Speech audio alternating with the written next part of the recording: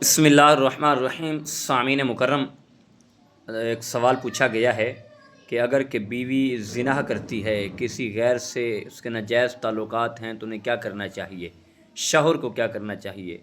Comments के ज़रिए ये सवाल पूछा गया है। मैं पहले भी बता चुका हूँ आपको और अब भी आगाह करने जा रहा हूँ।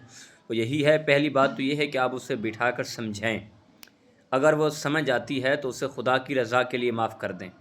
और रब बड़ा करीम है कि रब ने हमारे ऐबों को छुपाया हुआ है, और मेरे रब ने कभी किसी के सामने हमारे ऐब नहीं खोले।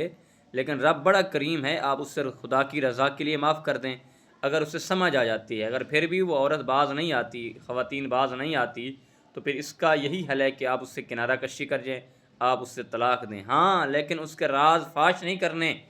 ये किसी के आगे जाकर ये नहीं कहना कि ये बदकार थी, ये किसी दूसरे लोगों के साथ इनके नाजायज़ ताल्लुकात थे।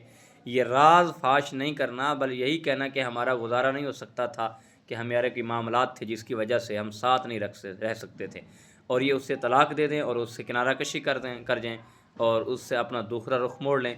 और यही मसला है। अब दूसरी बात यह है कि कुछ ऐसी बातें भी हैं जिनकी वजह से इंसान का निकाह भी टूट जाता है।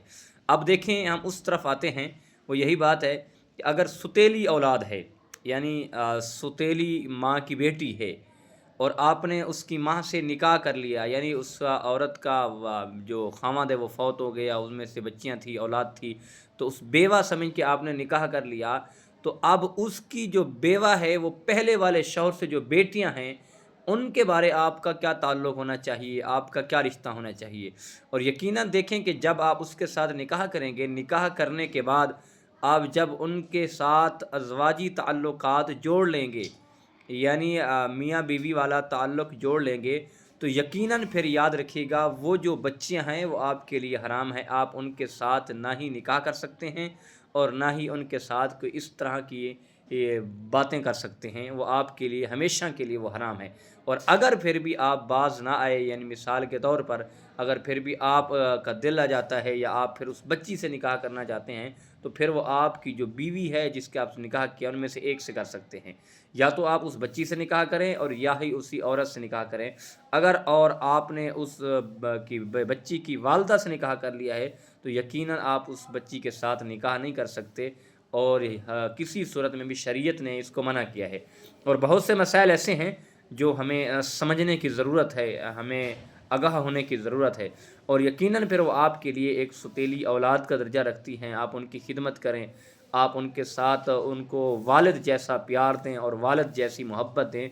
बल्कि ये ना हो कि आप उससे एक यानी कि अपने तौर पर उसे इस्तेमाल करने की सूरत में, या अपनी एक ख्वाहिश पूरी करने के लिए उनको साथ रखें। तो ऐसा शरीयत ने इजाज़त नहीं दी, और शरीयत ने सख्ती से मना किया है।